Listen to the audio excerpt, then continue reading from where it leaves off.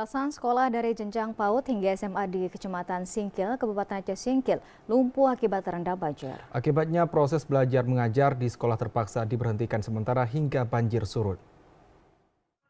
Banjir yang melanda belasan ribu rumah di 16 desa di Kecamatan Singkil, Kabupaten Aceh Singkil juga ikut merendam belasan sekolah dari jenjang PAUD, SD, SMP hingga SMA. Hal ini mengakibatkan sejak 3 hari terakhir, kegiatan belajar mengajar di sekolah terpaksa diliburkan sementara. Adapun sekolah yang terendam dan lumpuh diantaranya SD Ujung Bawang.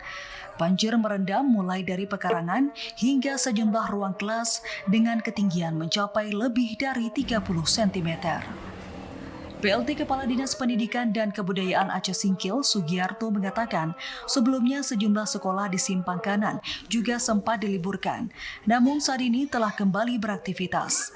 Sementara di Kecamatan Singkil, pembelajaran di sekolah belum bisa dilakukan, namun pihaknya telah menginstruksikan kepada pihak sekolah untuk mencari solusi seperti daring, supaya siswa tidak tertinggal dan tetap dapat mengikuti pelajaran.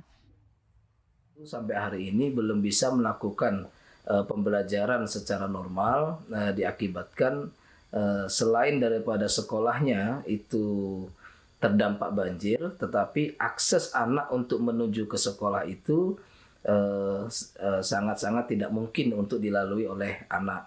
Jadi kita sampaikan kepada kepala-kepala sekolah kemarin bahwasanya agar kita mencari alternatif bagaimana pembelajaran ini bisa berjalan, tetapi keamanan anak-anak, keselamatan anak-anak itu tetap menjadi prioritas.